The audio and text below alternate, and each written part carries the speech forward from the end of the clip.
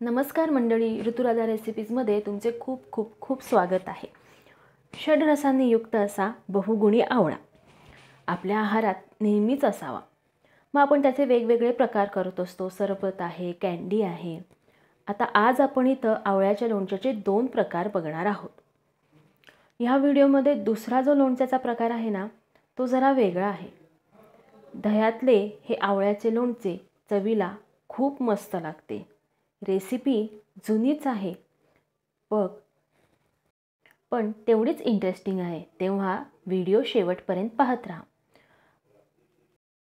पण त्याआधी जर तुम्ही आमच्या चॅनलला सबस्क्राइब केलं नसेल तर लवकर सबस्क्राइब करा, कारण अशा जुन्या पारंपरिक रेसिपी आम्ही नेहमीच दाखवत असतो। पहिला आपण साधे लोणचे कसे करायचे ते बघू। रेसिपी खूपच सोपी आहे। यासाठी मी 4-5 आवळे घेतलेले आहेत। ते स्वच्छ धुवून एकदम कोरडे करून घेतले आणि त्याचे आता असे उभे बारीक काप करत आहे। 4-5 आवळ्यांचे मी बारीक उभे काप केलेले आहे। तसेच आले सुद्धा साधारण 1 ते 1.5 इंच मी एकदम बारीक चिरून घेतलेले आहे। आता यामध्ये चवीनुसार मीठ घालायचे, लाल तिखट 1 चमचा आणि तयार लोणचे मसाला जो असतो तो 1 चमचा यामध्ये घातला आहे। यात अर्धा चमचा साखर घातली।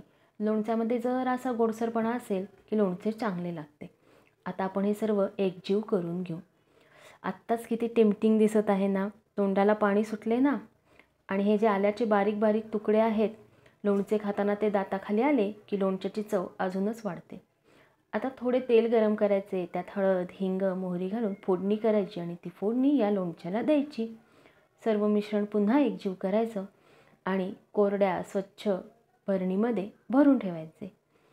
4 दिवस हे लोणचे मुरायला लागतात। तयार आहे आपले आवळ्याचे लोणचे। चला मग आता आपण आवळ्याच्या लोणच्याचा दुसरा प्रकार बघूया। यासाठी मी 4 आवळे घेतलेले आहेत आणि ते उकडून घेणार आहे। हे आवळे उकडून चांगले गार झाले की त्यामधल्या बिया काढून घ्यायच्या।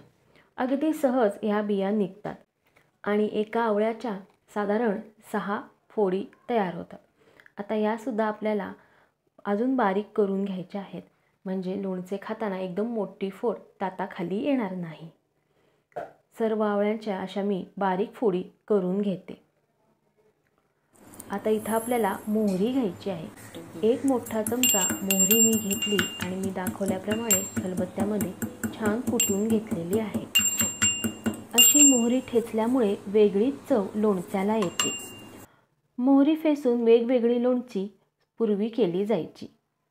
आता ह्या ज्या फोडी आहेत त्यामध्ये मी चवीनुसार मीठ, थोडीशी साखर आणि ही जी ठेचलेली मोहरी आहे ती 1 चमचा घालत आहे।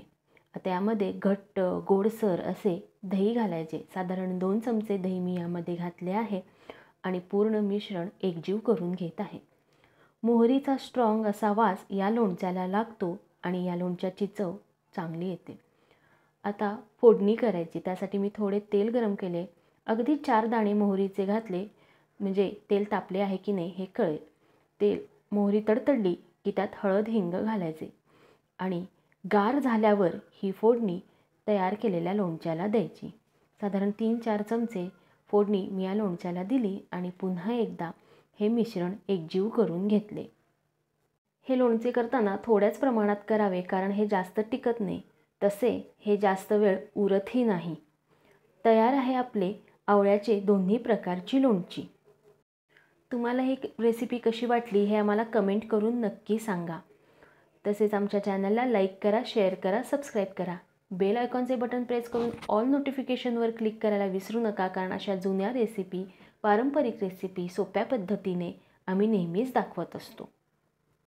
मग मंडळी, असे मस्त मस्त खाण्यासाठी स्वस्त रहा आणि स्वस्थ राहण्यासाठी मस्त मस्त खात रहा।